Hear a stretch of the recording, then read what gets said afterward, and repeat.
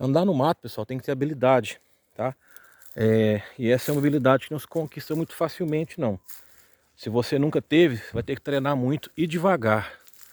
Por exemplo, aqui, ó, tá abandonada, mas é uma caixa de marimbondo. E aí, se você passa aqui meio desavisado e esbarra no galho, você pode ser atacado aqui pelos marimbondos, entendeu?